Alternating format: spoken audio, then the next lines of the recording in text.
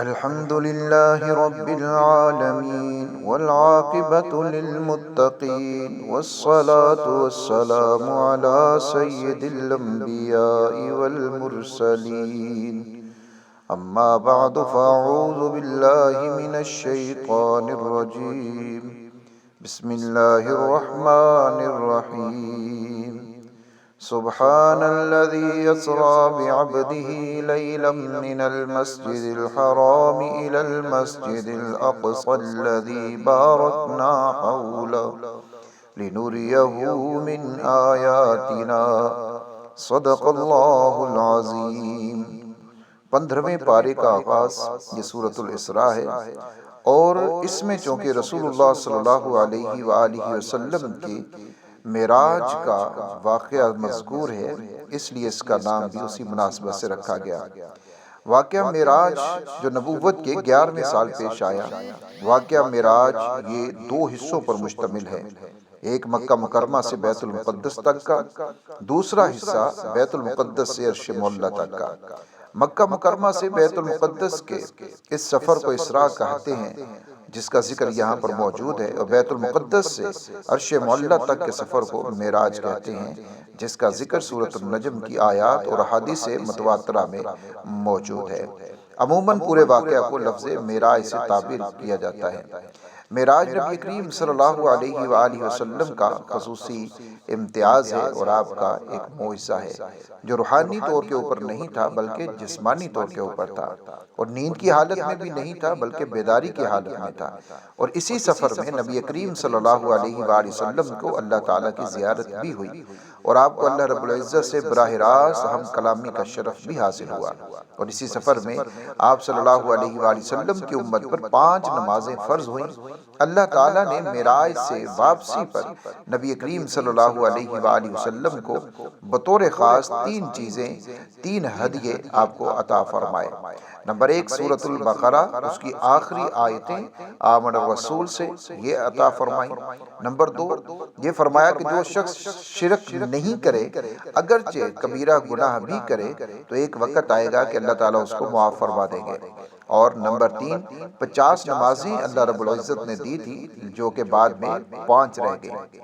آگے اللہ رب العزت نے بنی اسرائیل کا تذکرہ کیا۔ وَقَضَيْنَا إِلَىٰ بَنِي إِسْرَائِيلَ فِي الْكِتَابِ، یہاں سے کچھ آیات تک آگے ان کا ہی تذکرہ ہے، جنہیں آگاہ کر دیا گیا تھا کہ تم بڑی سرکشی کرتے ہو، 2 مرتبہ زمین میں فساد مچاؤ گے تو دونوں مرتبہ تمہاری بھی تباہی ہوگی۔ پہلی مرتبہ جب انہوں نے حضرت موسیٰ علیہ السلام کی شریعت کی مخالفت کی، انبیاء علیہ السلام کو ناحق کیا، ان کو قتل کیا، اور تورات میں تحریف کی، شرک وغیرہ۔ آگے فرمایا فَإِذَا جَاءَ وَعْدُ أُولَاهُمَا بَعَثْنَا عَلَيْكُمْ عِبَادًا لَنَا أُولِي بَأْسٍ شَدِيدٍ۔ اللہ رب العزت نے ان پر بخت نصر کو مسلط کیا، بنی اسرائیل پر۔ اس نے فلسطین میں بنی اسرائیل پر حملہ کیا، بیت المقدس کو تباہ کیا، یہودیوں کا قتل عام کیا، زندہ بچ جانے والوں کی تعداد بھی ہزاروں تھی، جن کو قیدی بنا کر اپنے ساتھ وہ بابل لے گیا، جہاں انہوں نے تقریباً 70 سال تک ذلت اور غلامی کی زندگی گزاری۔ پھر اللہ تعالیٰ نے انہیں دوبارہ خوشحالی کا موقع دیا، کثیر تعداد میں ان کو مال بھی ملا، اولاد بھی ان کو عطا کی گئی، تو ایک عرصہ تک فلسطین میں وہ آباد رہے، اور پھر انہوں نے وہی کرتوت کرنے شروع کر دیے، نافرمانیاں کرنی شروع کر دی۔ آگے فرمایا فَإِذَا جَاءَ وَعْدُ الْآخِرَةِ لِيَسُوءُ وُجُوهَكُمْ۔ پھر دوبارہ حضرت عیسیٰ علیہ السلام کے زمانے میں یہودیوں کی سرکشی اور بدعمالیوں کی وجہ سے اللہ تعالیٰ نے ان پر تیتوس رومی کو مسلط کیا۔ اس نے بھی بخت نصر کی طرح انہیں نیست و نابود کر کے رکھ دیا، بیت المقدس کو ویران کر دیا۔ آگے فرمایا وَإِنْ عُدْتُمْ عُدْنَا وَجَعَلْنَا جَهَنَّمَ لِلْكَافِرِينَ حَصِيرًا۔ یہاں بھی یہودیوں کو خطاب کیا کہ اگر تم نبی اکرم صلی اللہ علیہ وآلہ وسلم کی مخالفت تم لوگ کرتے ہو، جس طرح تم نے پہلے انبیاء کی مخالفت کی، تو تمہارے ساتھ وہی سلوک کیا جائے گا جس طرح تمہارے ساتھ پہلے ہو چکا ہے۔ لیکن پھر بھی یہود اپنے کرتوت اور سرکشی سے باز نہ آئے، تو پہلے مدینہ سے خیبر نکالا گیا، پھر حضرت فاروق اعظم رضی اللہ تعالیٰ عنہ جب امیر المؤمنین تھے، خلیفہ تھے، تو ان کے دور خلافت میں خیبر سے بھی ان کو نکال دیا کیا گیا۔ آگے فرمایا ان ھذا القرآن یہدی للتی ہی اقوم ویبشر المؤمنین الذین یعملون الصالحات۔ قرآن کریم ایک جامع معنی کتاب ہے جو ایسے راستے کی طرف رہنمائی کرتی ہے جو راستہ بالکل سیدھا ہے۔ اس راستے کو اقوم کہا جاتا ہے۔ اقوام ایسے راستے کو کہتے ہیں جو آسان بھی ہو اور محفوظ بھی ہو، اور پھر وہ راستہ منزل مقصود تک پہنچا دینے والا بھی ہو۔ تو قرآن کریم میں یہی صفات موجود ہیں، آسان بھی ہے، محفوظ بھی ہے، اور منزل مقصود تک پہنچانے والا بھی ہے۔ آگے فرمایا وَقَضَىٰ رَبُّكَ أَلَّا تَعْبُدُوا إِلَّا إِيَّاهُ وَبِالْوَالِدَيْنِ إِحْسَانًا۔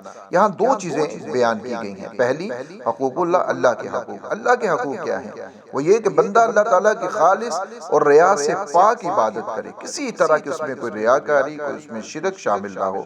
اور دوسری والدین کے حقوق ہے کہ ان کو اف بھی نہیں کہنا۔ ماں باپ سے بڑا نقصان ہو جائے اور تو اس زندگی والے اس نقصان پر آپ نے یہ نہیں کہنا کہ آپ نے یہ کیا کر دیا ہے، ڈانٹنا بھی نہیں ہے، نرمی کے ساتھ ان کی ساتھ بات کرنی ہے۔ اور والدین کے لیے ہمیشہ اپنے بازوؤں کو بچھا کر رکھنا ہے، جی جی کرتے رہنا ہے، اور ساتھ اللہ تعالیٰ سے دعائیں بھی مانگنی ہیں کہ اللہ میرے ابا جی، میری امی جی پر رحم فرما، میں تو ان کی خدمت کرتا ہوں، آپ بھی رحم فرما دیں۔ آگے فرمایا وَلَا تَقْتُلُوا أَوْلَادَكُمْ خَشْيَةَ إِمْلَاقٍ۔ دین جو ہے یہ دو چیزوں کا خلاصہ ہے، دو چیزوں کا خلاصہ، اوامر اور نواہی۔ اوامر پر عمل کرنا ہے، اور نواہی یعنی جن کاموں سے منع کیا گیا ہے شریعت نے قرآن مجید میں، نبی کریم صلی اللہ علیہ وسلم کی تعلیمات میں، ان چیزوں سے منع ہو جانا ہے۔ تو اس رکوع میں بھی اللہ رب العزت نے چند ایک اوامر کو اور پھر نواہی کو ان کو بیان فرمایا ہے۔ مشرکین مکہ کی بری عادت تھی کہ وہ اپنی اولاد کو غربت کے خوف سے وہ قتل کر دیا کرتے تھے، تو انہیں بھی یہاں سمجھایا گیا کہ یہ تم کیا کرتے ہو، روزی کے مالک تو ہم ہیں، اللہ تعالیٰ روزی کے مالک ہے، تمہیں بھی ہم ہی روزی دیتے ہیں، تو تمہاری جو اولاد ہوگی اس کو بھی ہم ہی روزی دیں گے، تو پھر انہیں قتل کیوں کرتے ہو؟ اس کے علاوہ زنا، قتل اور یتیم کا مال کھانے کی ممانعت، وعدہ پورا کرنے کا حکم، ماپ تول میں احتیاط، جس چیز کا علم نہ ہو اس میں بحث و تمہیز سے پرہیز، اور زمین پر اکڑ کر نہ چلنے کا حکم دیا گیا۔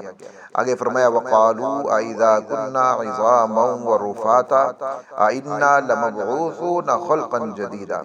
منکرین جو تھے وہ کہتے تھے کہ مرنے کے بعد جب ہماری ہڈیاں ریزہ ریزہ ہو جائیں گی تو کیا اس وقت ہمیں نئے سرے سے پیدا کر کے اٹھایا جائے گا؟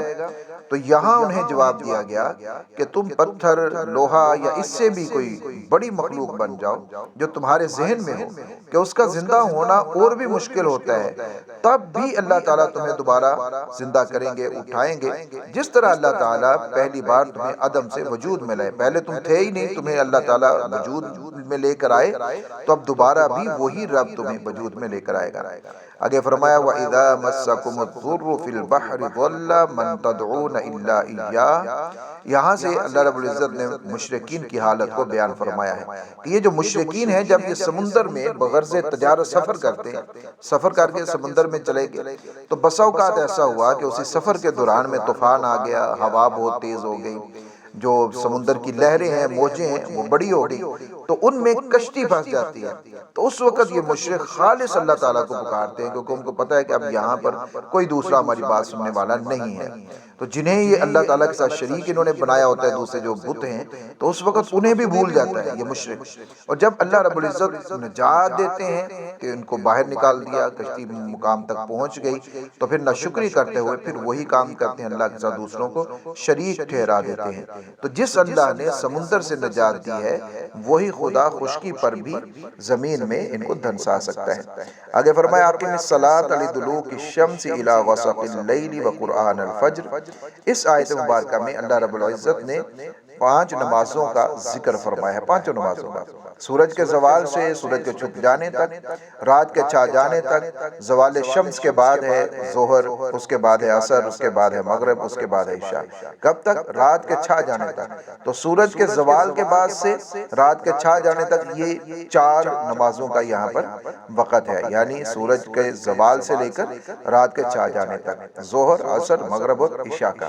آگے فرمایا قرآن الفجر میں قرآن سے مراد صلاۃ ہے یعنی نماز فجر ہے، تو اللہ تعالیٰ نے یہاں صلاۃ کے بجائے قرآن ذکر فرمایا۔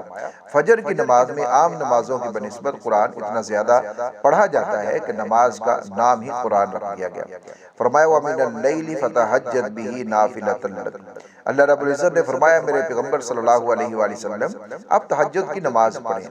تہجد کے نوافل کا افضل وقت یہ ہے کہ آدمی سو جائے اور صبح اٹھ کر 8 رکعات پڑھے، لیکن اگر کسی کو اندیشہ ہو کہ صبح اٹھ نہیں سکتا تو وہ عشاء کی نماز کے بعد تہجد کی نیت سے 8 رکعات پڑھ کر سو جائے، یعنی اس طرح بھی پڑھی جا سکتی ہے۔ بعض لوگ یہ کہتے ہیں کہ نہیں لازمی یہ ہے کہ وہ سوئے گا اٹھے گا تو پھر ہی تہجد ہوگی، اگر وہ عشاء کے ساتھ بھی پڑھ لیتا ہے، جس کو یہ پتہ ہو کہ نہیں صبح میری آنکھ نہیں کھلنی، تو اس کو بھی انشاءاللہ تعالیٰ اس کا اجر ضرور مل جائے گا۔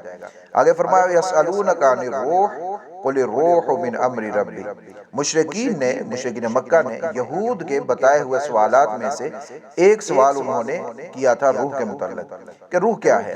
روح کی تفصیل بتانے کی بجائے اللہ رب العزت نے فرمایا پیغمبر ان کو آپ یہ بتانا کہ روح کے بارے میں ہم کیوں اس کے بارے میں بات کریں، بس انہیں یہ بتا دیجئے کہ روح جو ہے یہ اللہ کا حکم ہے۔ اس کی وجہ یہ ہے کہ ان کا دماغ اتنا ہے ہی نہیں مشرکین کا کہ یہ روح کو سمجھ سکیں، بس اتنا مختصر سمجھ لو کہ یہ اللہ کا حکم ہے، اللہ کا امر ہے۔ وَقَالُوا لَن نُؤْمِنَ لَكَ حَتَّى تَفْجُرَ لَنَا مِنَ الْأَرْضِ يَنبُوعًا۔ مشرکین مکہ بہت سارے مختلف قسم کے سوالات اور مطالبات آپ صلی اللہ علیہ وسلم سے کیا کرتے تھے۔ مثلا انہوں نے آپ صلی اللہ علیہ وسلم سے کہا کہ آپ ایسا کریں زمین سے پانی کے چشمے نکالیں، کھجوروں اور انگوروں کے باغات آپ لے کر آئیں، آپ ایسا کریں کہ آسمان پر چڑھ جائیں اور وہاں سے کچھ سنہری ٹکڑے لائیں، آپ آسمان پہ جائیں وہاں سے کتاب لے کر آئیں اور بتائیں کہ یہ کتاب میں لے کر آیا ہوں، تب ہم اس کے اوپر ایمان لے کے آئیں گے، ایسے نہیں ہم لے کے آئیں گے۔ اللہ تعالیٰ نے فرمایا پیغمبر صلی اللہ علیہ وآلہ وسلم آپ ان کو بتائیے کہ میرا اللہ پاک ہے، یہ کام میرے بس میں نہیں، میں انسان بھی ہوں رسول بھی ہوں، مجھ سے مطالبہ وہ کرو جو انسان کے بس میں ہو، وہ مطالبات مجھ سے نہ کرو جو انسان کے بس میں نہیں۔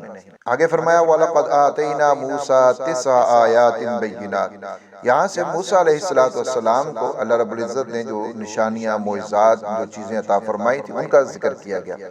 ان نشانیوں سے مراد یا تو پھر وہ معجزات ہیں جو اللہ تعالیٰ نے عطا فرمائے یا پھر وہ احکام خداوندی بھی ہو سکتے ہیں۔ معجزات اگر دیکھتے ہیں تو وہ یہ ہیں عصا جو آپ کو عطا کیا گیا، ید بیضا آپ کے ہاتھ کا سفید ہو جانا، زبان میں جو لکنت تھی اس کو دور کر دی گئی، اور سمندر کے 2 حصے کر دیے گئے، جو فرعونی تھے ان کے اوپر ٹڈی دل کا عذاب آیا گیا اور طوفان کا ان کے اوپر عذاب آیا، کپڑوں میں ان کے جویں پڑ گئیں، مینڈکوں کا عذاب آیا، خون کا عذاب آیا۔ اور اگر اس سے مراد احکام خداوندی ہوں تو وہ پھر اس طرح سے ہیں کہ شرک نہ کریں، چوری نہ کریں، ناحق قتل نہ کریں، زنا نہ کریں، کسی بے گناہ کے اوپر جھوٹا الزام لگا کر اسے قتل یا سزا کے لیے پیش نہ کریں، سود نہ کھائیں، پاک دامن عورت پر بدکاری کا بہتان نہ لگائیں، جادو نہ کریں اور میدان جہاد سے پیٹ پھیر کر نہ بھاگیں۔ آگے فرمایا قُلِ ادْعُوا اللَّهَ وَادْعُوا الرَّحْمَٰنَ أَيَّامَّا تَدْعُوا فَلَهُ الْأَسْمَاءُ الْحُسْنَىٰ۔ ایک مرتبہ نبی کریم صلی اللہ علیہ وآلہ وسلم آپ دعا فرما رہے تھے اور دعا میں آپ اس طرح فرما رہے تھے یا اللہ یا رحمان۔ تو مشرکین کہنے لگے ہمیں کہتے ہیں کہ ایک خدا کو پکارو اور خود 2 کو پکار رہے ہیں، یعنی یا اللہ کو بھی پکار رہے ہیں یا رحمان کو بھی پکار رہے ہیں۔ تو انہیں جواب دیا کہ اللہ تعالیٰ تو ایک اور یکتا ہے، لیکن اللہ تعالیٰ کا نام ایک نہیں ہے بلکہ کئی نام ہیں، جس نام سے بھی پکارو سب نام ہی اچھے ہیں۔ اس طرح مشرکین کے کم عقلی اور کم علمی کی یہاں پر تردید کی گئی کہ وہ اس چیز کو یہ سمجھ بیٹھے کہ یہ محمد صلی اللہ علیہ وسلم 2 ذاتوں کو پکار رہے ہیں، حالانکہ یہ 2 ذاتیں نہیں، ذات ایک ہی ہے، یہ اس کے نام ہیں۔ آگے فرمایا وَلَا تَجْهَرْ بِصَلَاتِكَ وَلَا تُخَافِتْ بِهَا وَابْتَغِ بَيْنَ ذَلِكَ سَبِيلًا۔ آپ صلی اللہ علیہ وآلہ وسلم نماز میں بلند آواز سے قرآن مجید کی تلاوت فرماتے تھے تو مشرکین مکہ قرآن کریم سن کر مذاق اڑاتے تھے۔ اللہ تعالیٰ نے نبی اکرم صلی اللہ علیہ وآلہ وسلم سے فرمایا کہ نہ تو آپ بہت زیادہ زور سے پڑھیں اور نہ بالکل آہستہ پڑھیں، آپ درمیانی آواز میں تلاوت کیا کریں۔ اسلام جو ہے یہ اعتدال کا دین ہے، یہ ہر معاملے کے اندر اعتدال رمیانہ روی کو پسند کرتا ہے اور اس کا خیال رکھا جاتا ہے۔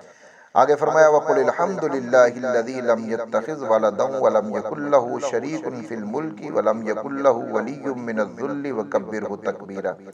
یہ سورہ اسراء کے آخر میں یہود و نصارہ مشرکین وغیرہ کی جو تردید ہے وہ کی گئی ہے کہ یہ اللہ تعالیٰ کے لیے بیٹا اور شریک ثابت کرتے تھے۔ نہ اللہ تعالیٰ کا کوئی بیٹا ہے اور نہ ہی اللہ تعالیٰ کا کوئی شریک ہے، وہ اولاد ہونے سے بھی پاک ہے اور وہ شریک سے بھی پاک ہے۔ اللہ تعالیٰ ان سے بہت زیادہ بلند ہے۔ لم یلد ولم یولد ولم یکن لہ کفوا احد۔ آگے سورۃ الکہف کا آغاز ہوتا ہے۔ کہف غار کو کہتے ہیں کیونکہ اس سورت کے اندر اصحاب کہف کا ذکر ہے، غار والوں کا ذکر ہے، اس لیے انہی کی وجہ سے اس کا نام بھی سورۃ الکہف رکھا گیا ہے۔ یہود مدینہ نے، یہ مشرکین مکہ نے یہود سے پوچھ کر، یہود مدینہ نے کیے یا مشرکین مکہ نے یہود سے پوچھ کر، یہ ایسے جتنے بھی سوالات ہوتے تھے وہ مشرکین در حقیقت یہود مدینہ سے ہی پوچھ کر کیا کرتے تھے، وہ خود تو کوئی ایسا علم رکھتے نہیں تھے۔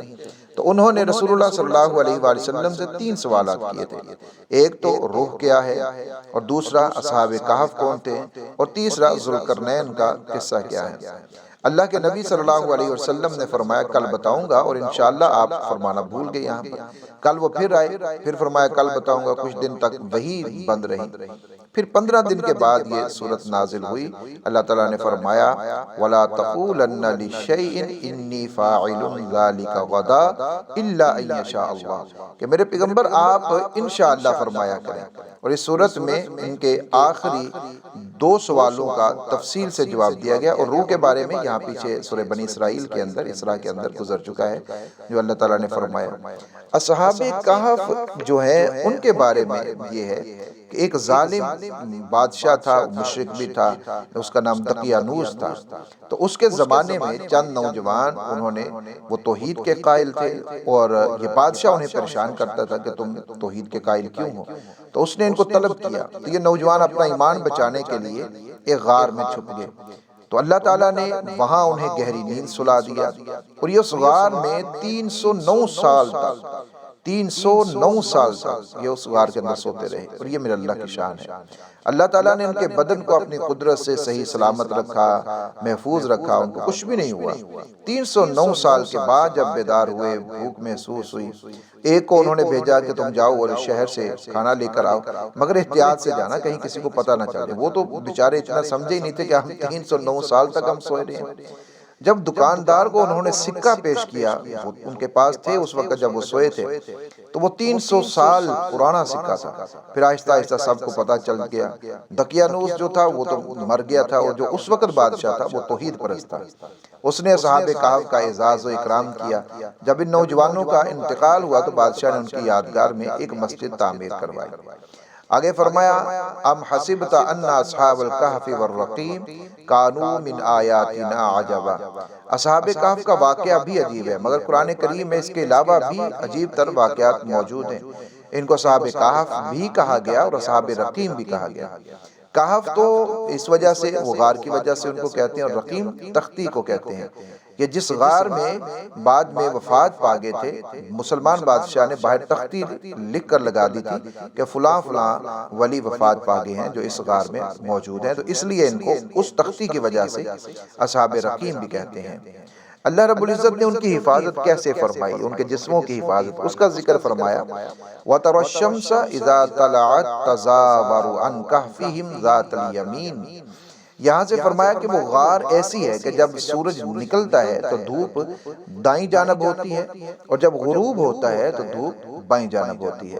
یعنی غار کا نقشہ اس طرح ہے کہ براہ راست دھوپ ان پر نہیں پڑتی، غار کھلی ہے، ہوا آتی جاتی ہے، لیکن براہ راست ان کے جسم پر دھوپ نہیں پڑتی۔ اللہ تعالیٰ ان کے جسموں کو دھوپ سے بچا لیتے ہیں، اور ہوا کا سلسلہ بھی رہتا ہے تاکہ ان کا سانس نہ گھٹے۔ یہ اللہ تعالیٰ کی قدرت ہے، اور اللہ تعالیٰ نے اپنی قدرت کو دکھایا ہے۔ آگے جب وہ بیدار ہوئے تو ان کی کیا آپس میں گفتگو ہوئی، اس کو بھی نقل کیا گیا۔ وَكَذَلِكَ بَعَثْنَاهُمْ لِيَتَسَاءَلُوا بَيْنَهُمْ قَالَ قَائِلٌ مِّنْهُمْ كَمْ لَبِثْتُمْ قَالُوا لَبِثْنَا يَوْمًا أَوْ بَعْضَ يَوْمٍ۔ اب آپس میں ان کی گفتگو بیدار ہونے کے بعد کہ غار میں کتنا عرصہ ہم ٹھہرے ہیں، کب سے ہم سوئے ہوئے ہیں۔ کچھ نے کہا 1 دن یا دن کا کچھ حصہ، اور کچھ نے کہا کہ اللہ تعالیٰ زیادہ بہتر جانتے ہیں۔ پھر کہنے لگے کہ کھانے کا انتظام کرنا چاہیے، تو اپنے ساتھیوں میں سے ایک کو سکے دے کر بھیجا کہ جاؤ کھانے کا انتظام کرو۔ لیکن 2 باتوں کا خیال رکھنا جو قرآن مجید میں مذکور ہے، ایک تو یہ کہ کھانا پاکیزہ حلال کھانا لے کے آنا، ان کا تو خیال تھا نا کہ یہ بت پرستوں کا شہر ہے اور اب یہاں جو ہے حلال کھانا ملنا مشکل ہے، اور دوسرا ہوشیاری سے جانا، دکاندار سے نرمی سے بات کرنا، کہیں کسی کو ہمارے بارے میں پتہ نہ چل جائے۔ آگے ان کی وفات کا ذکر ہے۔ جب اصحاب کہف وفات پا گئے تو اب مشورہ ہوا کہ ان کی یادگار کے طور پر کوئی عمارت بنائیں۔ بلاخر فیصلہ یہ ہوا کہ یہاں پر بطور یادگار کے مسجد بنا لی جائے۔ آگے اللہ رب العزت نے ذکر کیا کہ قُل رَّبِّی أَعْلَمُ بِعِدَّتِهِم مَّا يَعْلَمُهُمْ إِلَّا قَلِيلٌ۔ اصحاب کہف کی جو صحیح تعداد ہے اس کا علم اللہ ہی کو ہے، البتہ چند ایک حضرات کو بھی معلوم ہے، ان میں سے حضرت عبداللہ بن عباس رضی اللہ تعالیٰ عنہما بھی ہیں۔ تو ابن عباس رضی اللہ تعالیٰ عنہما کے مطابق اصحاب کہف 7 تھے اور 8واں ان کا کتا تھا۔ آگے اللہ رب العزت نے ذکر فرمایا وَضْرِبْ لَهُمْ مَثَلَ الرَّجُلَيْنِ جَعَلْنَا لِأَحَدِهِمَا جَنَّتَيْنِ مِنْ أَعْنَابٍ۔ یہاں ان دو آدمیوں کا ذکر کیا جا رہا ہے، قصہ بیان کیا جا رہا ہے، جن میں سے ایک نے مال و دولت سے دل لگا کر کفر اختیار کر لیا تھا، اور دوسرے نے اپنا مال اللہ رب العزت کے راستے میں خرچ کیا تھا۔ تو اس مومن نے اسے سمجھانے کی کوشش کی کہ اللہ تعالیٰ نے تجھے ایک نطفے سے پیدا کیا، اللہ تعالیٰ نے تجھے دولت دی، یہ سارا کچھ اللہ نے تجھے دیا ہے، تو اس پر تجھے اللہ تعالیٰ کا شکریہ ادا کرنا چاہیے، اور اس پر ماشاءاللہ لا قوت الا باللہ تمہیں کہنا چاہیے۔ لیکن اس کے دماغ میں یہ تھا کہ میرے پاس دولت موجود ہے اور یہ جو دولت ہے یہ کبھی ختم نہیں ہوگی، یہ ہمیشہ رہے گی۔ اس کو احساس اس وقت ہوا جب اللہ رب العزت نے ان ساری نعمتوں کو جو اس کے پاس تھیں ان کو چھین لیا اور وہ خالی ہاتھ رہ گیا۔ المال والبنون زینۃ الحیات الدنیا والباقیات الصالحات خیر عند ربک ثوابا وخیر املا۔ پیچھے اللہ رب العزت نے ذکر فرمایا تھا ان دو بندوں کا، جو ایک مومن اور ایک کافر ہے، تو ان کا قصہ بیان کیا، جن میں سے ایک نے دنیا کے مال و اسباب کو جوڑ لیا اور انہی کے ساتھ سب کچھ اس نے اپنا دل لگایا، سب کچھ کیا، اللہ رب العزت کو بھلا دیا۔ تو اب یہاں اللہ رب العزت نے مال و اسباب اور اولاد کی بے ثباتی کو بیان کیا ہے کہ یہ چیزیں صرف دنیا کی زیب و زینت ہیں، ان سے محبت اور دل لگی کے بجائے ان نیک اعمال کو اختیار کرنا چاہیے جنہیں بقا حاصل ہے۔ اب ان چیزوں کو تو بقا نہیں ہے، باقی رہنے والے اعمال سے مراد جو کلمات ہیں وہ اعمال صالحہ ہیں، جیسے پنجگانہ نماز ہے اور اس کے علاوہ بھی دیگر جو ارکان ہیں، ذکر و اذکار ہیں، یہ ساری چیزیں یہ باقی رہنے والی ہیں، اور ان سے جو دوسری چیزیں ہیں یہ دنیا کی وہ ساری کی ساری ختم ہونے والی ہیں۔ آگے فرمایا وَإِذْ قَالَ مُوسَىٰ لِفَتَاهُ لَا أَبْرَحُ حَتَّىٰ أَبْلُغَ مَجْمَعَ الْبَحْرَيْنِ۔ یہاں حضرت موسیٰ علیہ السلام سے ایک مرتبہ کسی نے سوال کیا تھا کہ روئے زمین پر اس وقت بڑا عالم کون ہے؟ حضرت موسیٰ علیہ السلام نے اپنا فرمایا، اور یہ واقعے کے مطابق یہ بات بھی ٹھیک تھی، کیونکہ نبی کے پاس سب سے زیادہ علم ہوتا ہے اپنی امت میں اس وقت کے اعتبار سے، لیکن اللہ تعالیٰ کو یہ بات پسند نہیں آئی، بلکہ یوں کہنا چاہیے تھا کہ اللہ تعالیٰ ہی بہتر جانتے ہیں کہ سب سے بڑا عالم کون ہے۔ تو حضرت موسیٰ علیہ السلام کو حکم دیا گیا کہ حضرت خضر علیہ السلام کے پاس علم سیکھنے کے لیے جائیں، جہاں دو دریا ملتے ہیں اس جگہ ان سے ملاقات ہوگی۔ یہ قصہ آیت نمبر 60 سے لے کر 16ویں پارہ میں آیت نمبر 82 تک جاتا ہے۔ جو مقام ملاقات کا اللہ رب العزت کی طرف سے بتایا گیا تھا حضرت موسیٰ علیہ السلام کو، وہاں پر اس خضر سے ملاقات ہوتی ہے۔ تو حضرت موسیٰ علیہ السلام نے ملاقات کی غرض مقصد بیان کیا، تو حضرت خضر نے فرمایا کہ میں جو بھی کام کروں گا میرے اس کام کے اوپر اس کے متعلق تم نے پوچھنا نہیں ہے، جب تک میں خود نہ تمہیں بتا دوں کہ یہ کام میں نے کیوں کیا ہے، اس کی وجہ تم نے نہیں پوچھنی۔ اب سفر شروع ہوا۔ حضرت خضر علیہ السلام نے 3 کام کیے۔ کشتی کا تختہ اکھاڑا، ایک بچے کو قتل کیا، بغیر اجرت کے دیوار کو ٹھیک کیا۔ چونکہ پہلے دونوں کام شریعت کے خلاف تھے اس لیے موسیٰ علیہ السلام سے خاموش نہ رہا گیا۔ جدائی ہوئی تو حضرت خضر علیہ السلام نے فرمایا کہ میں آپ کو ان واقعات کا مقصد بتا دیتا ہوں، وہ واقعہ جن کے اوپر آپ سے صبر نہ ہوا۔ پہلا کہ آپ سوچ رہے ہیں یا آپ نے سوال کیا تھا کشتی کیوں توڑی گئی، اس کے تختے کیوں اکھاڑے گئے، تو کشتی والے غریب تھے۔ آگے جو ہے جہاں وہ جا رہے تھے وہاں پر ظالم بادشاہ تھا، وہ ہر صحیح سالم کشتی کو زبردستی چھین لیتا، تو میں نے چاہا کہ اس میں کوئی عیب پیدا کر دوں تاکہ عیب کی وجہ سے وہ نہ چھینے، اس کے جب تختہ ٹوٹا ہوگا تو پھر اس کو نہیں چھینے گا۔ دوسرے نمبر کے اوپر جو بچہ میں نے مارا، قتل کیا، اس بچے کے والدین مومن تھے، اور اگر یہ زندہ رہتا تو ممکن تھا کہ انہیں سرکشی اور کفر میں مبتلا کر دیتا۔ ہم نے چاہا کہ اللہ تعالیٰ اس کے بدلے میں انہیں ایسی اولاد دے کہ جو اولاد پاکیزگی اور حسن سلوک میں اس سے بہتر ہو۔